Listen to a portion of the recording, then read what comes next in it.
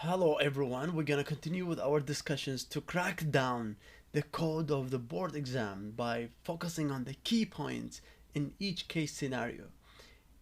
All of these 10 line case scenarios, there is one line that give you the right answer, and that's what we are focusing on. One line or few clues combined together give you the right answer. Okay, so now if you see somebody who's 51-year-old came in with weakness, abdominal distension, and ascites, okay? What would you do? How do you treat ascites in liver cirrhosis? That's what they want you to know. It's a common disease and a lot of people have it. So you treat it by high dose spironolactone and low dose Lasix, okay? And that brings us to the discussion of the ascites due to portal hypertension. How do you manage it? First, you calculate the serum ascites albumin gradient, okay?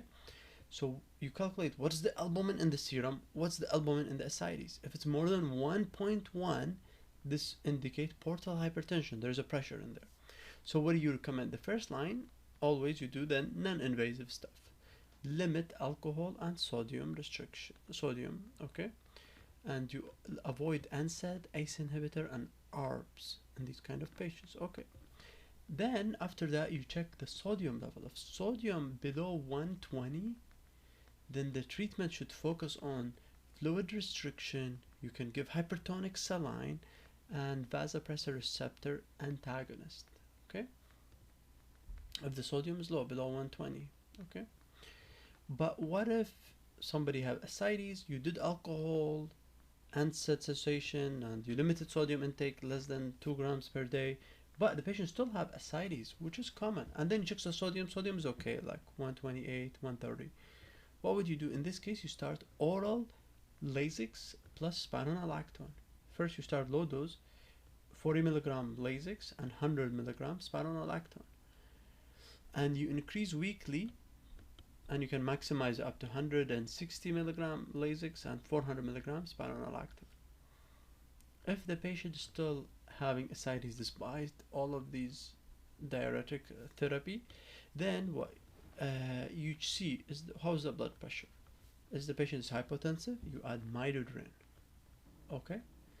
If the patient is not hypotensive, then you just do large volume paracentesis with albumin infusion if you remove more than 5 liters as expected. So if you limited alcohol, NSAID, you gave Lasix, you gave spironolactone, you did paracentesis, you gave midodrine, and still the patient still have ascites, what do you do then? You consider TIPS procedure or liver transplantation, and this is very common. We see that a lot in the hospital stay. Now this second case, the way they ask you about it, they give you, okay, somebody came in with fatigue, malaise, pruritus, okay, and arthralgia. There is hepatomegaly, and then there is positive anti-smooth muscle antibody. Whenever you see that, there is only one single diagnosis associated with that. So you automatically knows this is autoimmune hepatitis. This is the only disease that has anti-smooth muscle antibody that you get tested on. And they ask you, okay, what is... They didn't ask you about the diagnosis. They ask you what is the best next step, or how do you treat it, and they bring you a bunch of treatment options. This one, it's an autoimmune disease, so you give glucocorticoid, okay? And that brings us to the discussion of autoimmune hepatitis. We know the symptoms, that fatigue, malaise, the one that we discussed, pruritus, and you have arthralgia and a small arthralgia in the hands. But can not just that, it can also cause hemolytic anemia, ITP, immunothrombocytopenia, okay, and type 1 diabetic as well, because of type 1 diabetes. How do you diagnose it? You see that bilirubin will go up, liver enzyme go up, which is as expected with any liver damage, and then immunoglobulin can go up as well because it's an immune reaction, right? And then you have anti-smooth muscle antibody. Other antibodies you can see anti-nuclear antibody as well.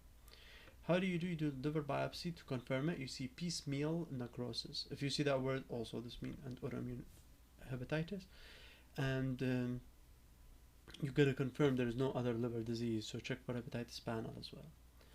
And for treatment options, not just the glucocorticoid, We can also use azathioprine or 6-mercaptopurine. And if these doesn't work, what would you do? If it doesn't work, just always, like as usual, and the last resort is replacement, liver transplantation, or if there is decompensated cirrhosis, or if there is acute liver failure. Okay, and that summarizes these two questions.